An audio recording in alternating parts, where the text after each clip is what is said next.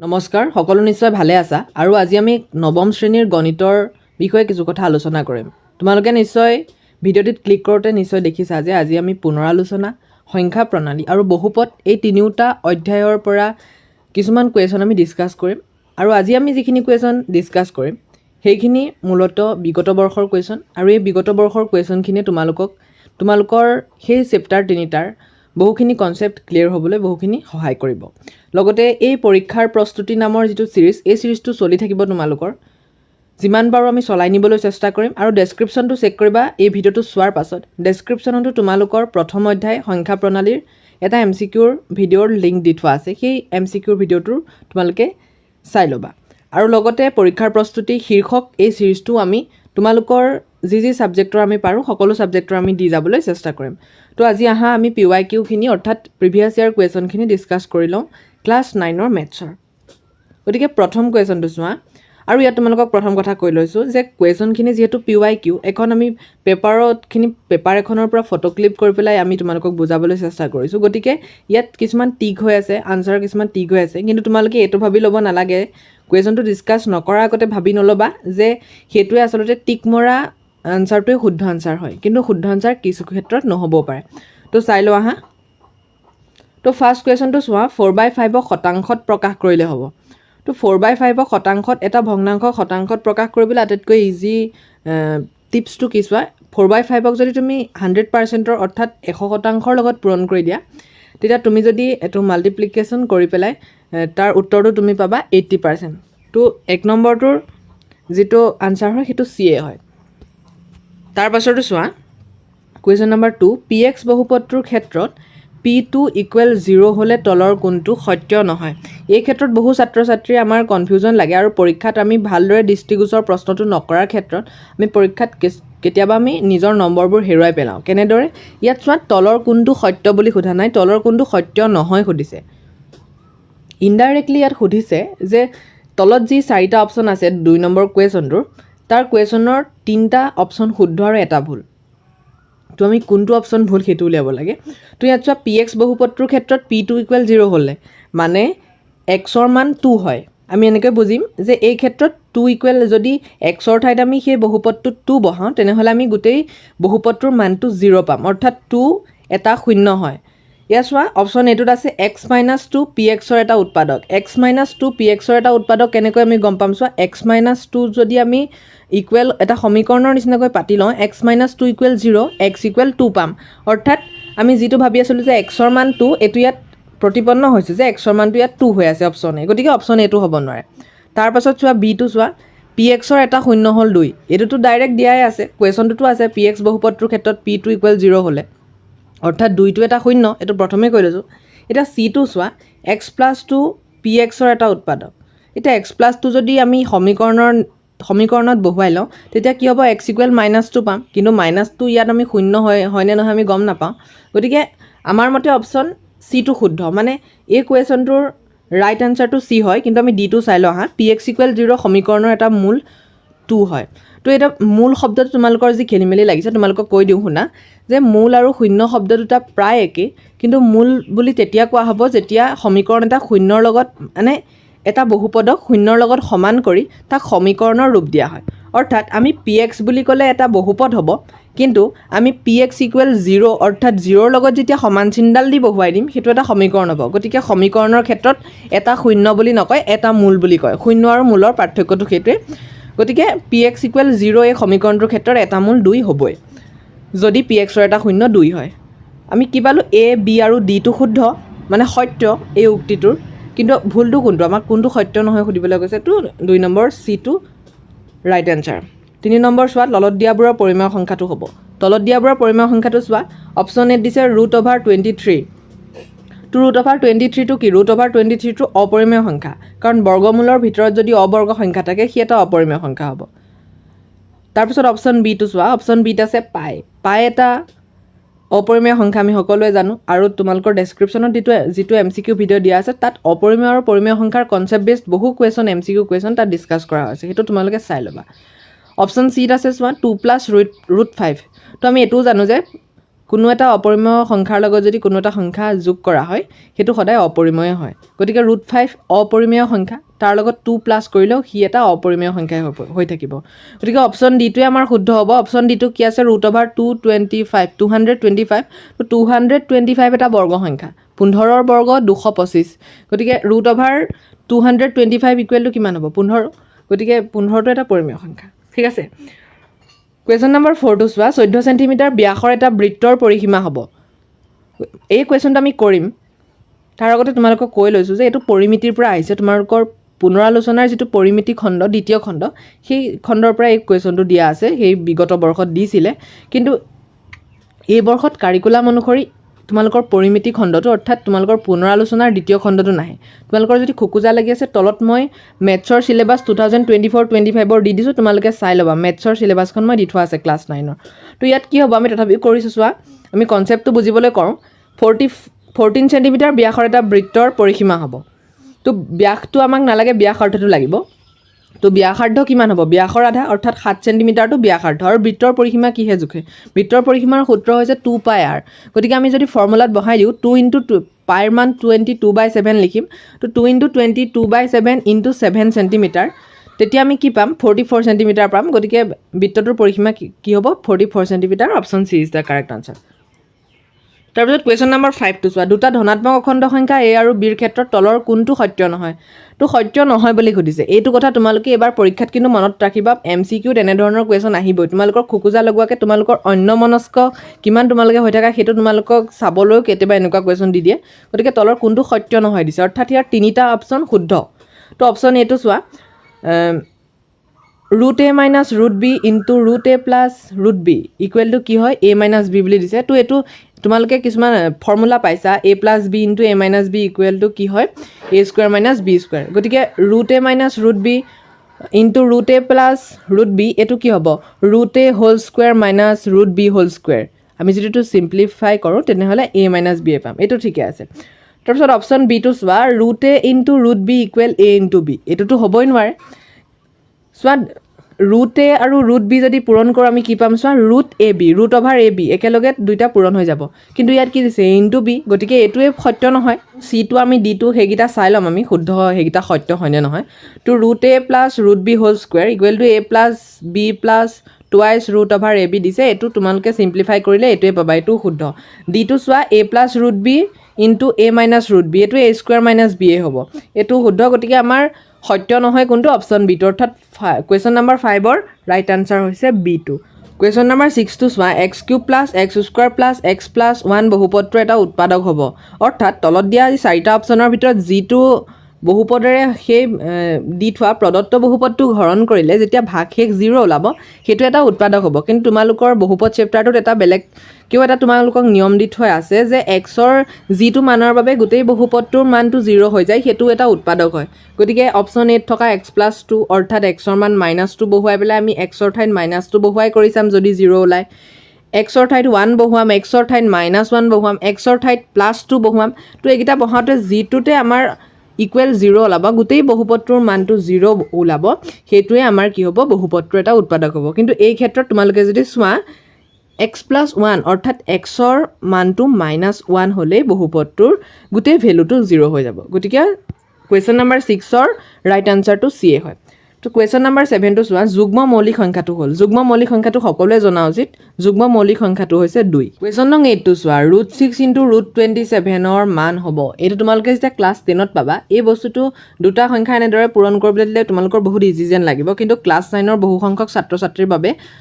আমি যেতিয়া ক্লাছ 9ত আছিলোঁ তেতিয়া আমাৰ ক্ষেত্ৰতো এই কুৱেশ্যন এনে ধৰণৰ কুৱেশ্যনবোৰ আমাৰ কাৰণে টান আছিল তোমালোকে কাম এটা কৰিবা যেহেতু √6 * √27 দিয়া আছে এইটো তোমালোকে √6 * √27 তোমালোকে লগত যদি কপি লৈ লৈছা তেনেহ'লে লিখি লোৱা তো তাৰপিছত কি কৰিবা চোৱা আমি √6 অৰ্থাৎ 6টোক আমি ভাঙি দিম 6টোক আমি কি বুলি ভাঙিব পাৰোঁ মৌলিক উৎপাদক আমি যদি বিশ্লেষণ কৰি দিওঁ 6ৰ মৌলিক উৎপাদক দুটা কি 2 * 3 গতিকে √/ৰ ভিতৰত 6ৰ জেগাত আমি কি লিখিম √/2 * 3 তাৰপিছত আকৌ পূৰণ চিন দিবা √27টোক আমি ফাৰ্ষ্ট কি লিখি ল'ম চোৱা √27টোক আমি বেছি নাভাঙো জাষ্ট আমি 3 × 9 = 27 বুলি আমি জানো গতিকে √/ৰ ভিতৰত আমি কি লিখিম 3 × 9 ঠিক আছে তাৰপিছত ইকুৱেল দি আমি কি কৰিম ল'ম চোৱা এইটো প্ৰথমটো ঠিক একেই থাকিব ৰুট অভাৰ 2 × 3 অৰ্থাৎ ৰুট অভাৰ 6টো তেনেকৈ ভাঙি ভাঙি গৈ থাকিম তাৰপিছত আমি কি কৰিম যিটো ৰুট অভাৰ 3 × 9 আছে এইটো আমি কি কৰিম ৰুট অভাৰ 3 × 9 এইটো তেনেকৈ থাকিবলৈ দিবা কিন্তু এটা কাম কৰা এই বস্তুটো একেডাল ৰুট অভাৰ তললৈ লৈ আহিবা কাৰণ দুডাল ৰুট অভাৰৰ লগত পূৰণ হৈ থকা মানে একেডাল ৰুট অভাৰ তললৈ লৈ আনিব পাৰি মানে আমি কি লিখিম ডাঙৰকৈ ৰুট অভাৰ চিনডাল দি পেলাই তোমালোকে লিখিব লাগিব 2 × 3 × 3 × 9 ঠিক আছে তো এতিয়া কি কৰিবা চোৱা আকৌ আমি যদি ইকুৱেল দি লিখোঁ তেতিয়া ৰুট 2 × 9 × 9 হ'ব তো 9 × 9 টো ৰুট 81 হ'ব আৰু ৰুট 2টো তোমালোকে এক্সট্ৰা কৰি দিবা তো এতিয়া ৰুট 2 হিচাপে থাকিব কিন্তু ৰুট 81 81ৰ বৰ্গমূল তোমালোকৰ মনত পৰিব নেকি তোমালোকে অলপ দেৰি ভাবাচোন বাৰু 81ৰ বৰ্গমূল কি হ'ব পাৰে আমি জানো 81ৰ বৰ্গমূল 9 তোমালোকে যদি ক্লাছ 10ত পঢ়াগে যেতিয়া তুমি ক্লাছ 10ত এই অংকটো কৰিবা তুমি কিমান দূৰলৈ নাভাবিবা ৰুট 81টো তোমাৰ চাগে নাপাবগৈ সেই সময়ত চিন্তা শক্তিয়ে সিমানখিনি নাযায়গৈ কাৰণ তোমালোকে মেথছত আৰু অকণমান অভিজ্ঞ হ'বা ক্লাছ 10লৈ যেতিয়া তোমালোকে পাছ কৰি যাবা কিন্তু এতিয়া আমি যিহেতু ক্লাছ 9ত আছোঁ গতিকে কি হ'ব ৰুট 81লৈকে আমি যাম গতিকে আমি ৰুট 81ৰ পৰা চিন্তা কৰিম যে ৰুট 81 মানে 81ৰ বৰ্গমূল আমাক কি সুধিছে 81ৰ বৰ্গমূল 9 আৰু পূৰণ কি হৈ আছে ৰুট 2 গতিকে 9ৰ লগত ৰুট 2 পূৰণ কৰিলে কি হ'ব 9 ৰুট 2 মানে 9 ৰুট 2 কুৱেশ্যন নম্বৰ 8ৰ ৰাইট আনচাৰটো কি হ'ব এ 9 ৰুট 2 ঠিক আছে ডিটো নহয় দেই ডিটো এনেই টিক হৈ আছে কুৱেশ্যন নম্বৰ 9টো চোৱা তলৰ কোনটো এটা ৰৈখিক বহুপদৰ উদাহৰণ গতিকে ৰৈখিক বহুপদৰ উদাহৰণটো তুমি জানিবলৈ হ'লে প্ৰথম জানিব লাগিব যে ৰৈখিক বহুপদ আচলতে কি হয় তো আমি যিমান দূৰলৈকে জানো তোমালোকেও জানা মই এইটো গম পাইছোঁ যে যিবোৰ বহুপদত চলকৰ ঘাত 1 হয় তাতকৈ বেছি নহয় চলকৰ ঘাত যিটো বহুপদত 1 হয় সেই বহুপদটোকে ৰৈখিক বহুপদ বুলি কোৱা হয় গতিকে অপশ্যন এটোত আছে চোৱা x² + x ইয়াত চলক xৰ ঘাত কিমান আছে 2 আছে গতিকে এইটো ৰৈখিক বহুপদ নহয় ইয়াক দ্বিঘাত বহুপদ বুলি ক'ব তাৰপাছত আছে অপশ্যন বিটোত আছে চোৱা x³ + 3x² - x + 1 ইয়াত xৰ ঘাতটো কি আছে 3 আছে গতিকে এটা ত্ৰিঘাত বহুপদ অপশ্যন চিটো চোৱা 5y - 7y² - 9 গতিকে yৰ ঘাতটো কি আছে 2 আছে গতিকে ই এটা দ্বিঘাত বহুপদ 1 নম্বৰটোৰ অপশ্যন এৰ দৰে গতিকে ডিটোত চোৱা xৰ ওপৰত একো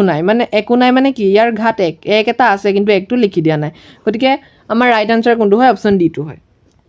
কুৱেশ্যন নম্বৰ 10টো চোৱা শতকৰি বছৰি 3 টকা সুতৰ হাৰে 100 টকাৰ 2 বছৰৰ সুদ হ'ব এইটো তোমালোকৰ সুতৰ এটা ধুনীয়া ফৰ্মুলা আছে এটা সিম্পল ফৰ্মুলা আছে I = PRT / 100 I = PRT / 100 মানে কি I মানে হৈছে ইণ্টাৰেষ্ট মানে সুদ ইকুৱেল টু কি বুলি কৈছে P মানে প্ৰিন্সিপল মূলধন R মানে হৈছে ৰেট তোমালোকৰ যিটো হাৰ দিছে আৰু যিটো T হৈছে টাইম তো তাক আমি 100ৰে হৰণ কৰি দিলে কি পাম আমি ইণ্টাৰেষ্টটো পাম তো P মানে কি মূলধন কি দিছে ইয়াত 100 টকা দিছে মূলধনটো 100 ঠিক আছে তাৰপিছত কেইটকা সুতৰ হাৰটো কিমান দিছে 3 টকা দিছে R2 হ'ব 3 আৰু তোমালোকৰ সময় কিমান দিছে সময় দিছে 2 বছৰ অৰ্থাৎ আমি T ৰ ঠাইত 2 লিখিম তো এইকেইটা যদি আমি পূৰণ কৰি পেলাই 100ৰে হৰণ কৰি দিওঁ তেতিয়া আমি 6 পাম তো উত্তৰটো আমাৰ কি হ'ব কুৱেশ্যন নম্বৰ 10ৰ option B is the right answer শতকৰা বছৰি 3 টকা সুতৰ হাৰে 100 টকাৰ 2 বছৰৰ সুদ হ'ব 6 টকা ঠিক আছে তাৰপিছত কুৱেশ্যন নম্বৰ 11টো চোৱা 0.999 ... p/q হিট প্ৰকাশ কৰিলে হ'ব এইটো তোমালোকৰ কিতাপত থকা কুৱেশ্যনে হয় তোমালোকৰ অনুশীলনীটো আছে এইটো কথা আৰু এইটো তোমালোকে যদি চোৱা 0.999 ... এই সংখ্যাটোক যদি আমি x বুলি ধৰি লওঁ তেতিয়া আমি 9.999 এইটোক আমি 10x বুলি ধৰিম হা তো আমি যেতিয়া 10xৰ পৰা x বিয়োগ কৰি দিম তেতিয়া আমি কি পাম চোৱা আমি শেষত তোমালোকে যি ভালকৈ তোমালোকৰ কপিত এইটো তোমালোকে প্ৰেক্টিছ কৰি চালে গম পাবা যে আমি শেষত পাম 9x = 9 9x = 9 পাই যোৱাৰ লগে লগে আমি জানো যে x = 1 হ'ব গতিকে ইয়াৰ উত্তৰটো কি হ'ব অপশ্যন ডি হ'ব ঠিক আছে কুৱেশ্যন নম্বৰ 12টো চোৱা আমি সময় যিমান পাৰোঁ সোনকাল কৰিব খুজিছোঁ সেইকাৰণে অকণমান স্পীডকৈ যাব লগা হৈছে গতিকে তলৰ কোনটো বহুপদ ৰাখি কুৱেশ্যন নম্বৰ 12টোত আছে তলৰ কোনটো বহুপদ ৰাখি গতিকে বহুপদ ৰাখিৰ বহুপদ কাক বোলে জানানে বহুপদত সদায় চলকৰ ঘাতটো এটা পূৰ্ণ সংখ্যা হ'ব লাগিব ঠিক আছে পূৰ্ণ সংখ্যা ক'ৰ পৰা হয় সেইটো তোমালোকে যদি নাজানা ভালদৰে চাই ল'বা মই আজি কৈ নিদিওঁ তোমালোকেতো হোমৱৰ্ক পূৰ্ণ সংখ্যা কাক বোলে চাই ল'বা ফাৰ্ষ্ট তো তলৰ কোনটো বহুপদ ৰাখি য'ত চলকৰ ঘাতটো পূৰ্ণ সংখ্যা হ'বই লাগিব ঠিক আছে তো অপশ্যন এইটো চোৱা অকণমান এইটো ক্লিপটো লওঁতে অকণমান খেলি মেলি হৈছে এইটো x + 3/x আছে ঠিক আছে তো xৰ বাৰু ঘাতটো 1 আছে অৰ্থাৎ ই এটা পূৰ্ণ সংখ্যা ঠিকে আছে কিন্তু চোৱা 3/x মানে আমি কি লিখিব পাৰোঁ এইটো তোমালোকে যদি সূচকৰ বিধি জানা 3/xটো আমি এনেকৈ লিখিব পাৰোঁ x⁻³ - 3 গতিকে চলকৰ মানটোতো চলকৰ ঘাতটোতো কি হৈ আছে চলকৰ ঘাতটোতো ইয়াত পূৰ্ণ সংখ্যা হৈ থকা নাই গতিকে ই বহুপদ ৰাশি নহয় অপশ্যন বিটোত চোৱা √5x², 5ৰ ওপৰতহে ৰুট অভাৰডাল আছে কিন্তু এক্স স্কুৱেৰৰ ওপৰত কি আছে 2টো আছে 2টোতো এটা পূৰ্ণ সংখ্যা ন গতিকে আমাৰ মতে option B is the correct answer কিন্তু আমি তলৰ দুটা চাই লওঁ হা অপশ্যন চিটোত আছে 7√y 7√y মানে কি ৰুট অভাৰ চিন্তাৰ ক'ত আছে y ৰুট অভাৰ ভিতৰত সোমাই আছে আৰু ৰুট অভাৰৰ মানটো কিমান ৰুট অভাৰৰ মানটো হৈছে হাফ গতিকে হাফটো 1/2টোতো পূৰ্ণ সংখ্যা নহয় গতিকে y⁴1/2টো এটা পূৰ্ণ সংখ্যা মানে এইটো এটা বহুপদ ৰাশি নহ'ব ঠিক আছে আৰু অপশ্যন ডিটো চোৱা গোটেইটো ৰুট অভাৰৰ ভিতৰত সোমাই আছে গতিকে গোটেইটো ৰুট অভাৰৰ ভিতৰত সোমাই থাকিলেতো নহ'ব এইটো হাফ ৰুট অভাৰৰ মানটোতো হাফ হ'ব সূচকত গতিকে এইটোতো নহ'বই ঠিক আছে option B is the correct answer question number 13টো চোৱা এটা ত্ৰিভুজৰ কালি আৰু এটা বাহুৰ জোখ ক্ৰমে 48 চেণ্টিমিটাৰ আৰু 8 চেণ্টিমিটাৰ হ'লে বাহুটোৰ অনুৰূপ উচ্চতাৰ জোখ হ'ব তো আমি ইয়াত ত্ৰিভুজৰ কালিৰ লগত এইটো সমান কৰি দিলে হ'ব ত্ৰিভুজৰ কালি আছিলে হাফ ইনটু ভূমিপূৰণ উচ্চতা ইকুৱেল কিমান দিছে ইকুৱেল আমি 48 চেণ্টিমিটাৰ আমি গম পালোঁ ঠিক আছে আৰু আমি কি কৰিছোঁ চোৱা হাফৰ লগত আমি যিটো ইয়াত অনুৰূপ বাহু এটা যোগ দিয়া আছে এটা বাহুৰ যোগ দিয়া আছে সেইটো আমি ভূমি বুলি ধৰিম ভূমিটো কি আছে 8 চেণ্টিমিটাৰ আছে আৰু আমাক অনুৰূপ উচ্চতাটো উলিয়াবলৈ দিছে অৰ্থাৎ উচ্চতাটো উলিয়াবলৈ দিছে আমি এইচটো কিমান পাম হাফেৰে 8ক পূৰণ কৰি দিলে 4 পাম 4 centimetre into H equal 48 centimetre ঠিক আছে তেন্তে আমি এইচ পাম 48/4 চেণ্টিমিটাৰ টু 12 চেণ্টিমিটাৰ ঠিক আছে option A is the correct answer 14টো চোৱা a⁴0 মান হ'ব পাৰে a⁴0 মানটো তোমালোকে সূচকৰ বিধিত পাইছা a⁴0 মানটো 1 হয় কোনো এটা সংখ্যাৰ ওপৰত যদি সূচক বা ঘাত শূন্য থাকে সেইটোৰ তাৰ ভেলুটো 1 হৈ যায় ঠিক আছে কুৱেশ্যন নম্বৰ 15টো চোৱা যদি 2x² + kx + 2 এটা উৎপাদক x - 1 হয় তেন্তে k ৰ মান হ'ব k ৰ মান কিমান হ'ব তোমালোকক এইটো মই দিছোঁ তোমালোকক হোমৱৰ্কৰ কাৰণে দিছোঁ কাৰণ এই কুৱেশ্যনটোৰ অপশ্যনত তাৰ মেইন আনচাৰটো নাই ৰাইট আনচাৰ এটাও নহয় যিকেইটা অপশ্যনত আছে এটাও ৰাইট আনচাৰ নহয় গতিকে ৰাইট আনচাৰটো উলিয়াই কমেণ্টত জনাই থ'বা ঠিক আছে মই তোমালোকক আনচাৰটো কৈ দিলোঁহেঁতেন কিন্তু তোমালোকক আজিলৈকে কোনো হোমৱৰ্ক দিয়া নাই ইউটিউবত গতিকে আজি এইটো হোমৱৰ্ক বুলি ধৰি থোৱা হা তোমালোকৰ হোমৱৰ্ক দুটা দিছোঁ এটা পূৰ্ণ সংখ্যা কাক বোলে যদি যিসকলে নাজানা চাই ল'বা আৰু কুৱেশ্যন নম্বৰ 15টোৰ আনচাৰটো কমেণ্টত জনাই থ'বা কুৱেশ্যন নম্বৰ 16টো চোৱা প্ৰতিটো পৰিমেয় সংখ্যা এটা পূৰ্ণ সংখ্যা হয় জানো আমি যদি ভাবোঁ আমি 1/2টো এটা পৰিমেয় সংখ্যা যিহেতু p/qত আমি ৰাখি থৈছোঁ গতিকে 1/2টো লৈ আমি চাওঁ 1/2টো এটা পৰিমেয় সংখ্যা হ'ব পাৰে জানো নোৱাৰে গতিকে অপশ্যন এটো ভুল অপশ্যন বিটোত আছে যে পৰিমেয় সংখ্যা 1/2টো এটা বাস্তৱ সংখ্যা হ'ব পাৰে নে নোৱাৰে আমি যদি ভাবোঁ যে পৰিমেয় সংখ্যা আৰু অপৰিমেয় সংখ্যাৰ গোটেই সমষ্টিটোক বাস্তৱ সংখ্যা কয় গতিকে এটা পৰিমেয় সংখ্যা কিয় বাস্তৱ সংখ্যা হ'ব নোৱাৰিব বাস্তৱ সংখ্যা হ'ব পাৰিব গতিকে অপশ্যন বিটো কাৰেক্ট আনচাৰ কিন্তু চিটো আৰু ডিটো এবাৰ আমি চাই লওঁ চেক কৰি লওঁ হা তো অপশ্যন চিত আছে যে স্বাভাৱিক সংখ্যা 1/2টো কেনেকৈ স্বাভাৱিক সংখ্যা হ'ব এইটোতো ভুল দিছে আৰু 1/2টো অখণ্ড সংখ্যা বুলি কৈছে 1/2টো অখণ্ড সংখ্যাটো একেবাৰে নহয় অখণ্ড সংখ্যা কি কি আমি জানো স্বাভাৱিক সংখ্যা কি জানো পূৰ্ণ সংখ্যা কি জানো গতিকে 1/2 তাৰ ভিতৰত এটাও নহয় গতিকে বাস্তৱ সংখ্যা ঠিক আছে আৰু 1/2টো একো নহয় 1/2টো আমি ইয়াত পৰিমেয় সংখ্যা বুলি এটা উদাহৰণ হিচাপে লৈ পেলাই বুজিছোঁ হা মই আশা কৰিছোঁ যে প্ৰতিজন ছাত্ৰ ছাত্ৰীয়ে নিজৰ কপি পেন লৈ পেলাই বহি আছে আৰু কপি পেনত তোমালোকে ধুনীয়াকৈ লিখি যাবা কুৱেশ্যনবোৰৰ যদি কনচেপ্ট কিবা ক্লিয়াৰ হোৱা নাই সেইখিনিও লিখি যাবা মুঠতে তোমালোকে কপি পেনত ধুনীয়াকৈ লিখি গ'লে তোমালোকৰ গোটেই কনচেপ্টটো ক্লিয়াৰ হোৱাত সহায় হ'ব আৰু কিবা কনচেপ্ট যদি নুবুজাকৈ থকা মোক কমেণ্টতো জনাই দিবা নম্বৰ 17টো চোৱা -5³ + 8³ + -3³ মান হ'ব তো এই কুৱেশ্যনটো তোমালোকৰ এটা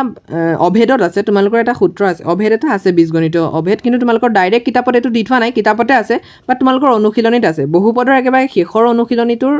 প্ৰায় কুৱেশ্যন নম্বৰ 12 কুৱেশ্যন নম্বৰ 13 এইকেইটা তোমালোকে চেক কৰি লোৱা এতিয়া তো তোমালোকৰ তাত কি আছে চোৱা x³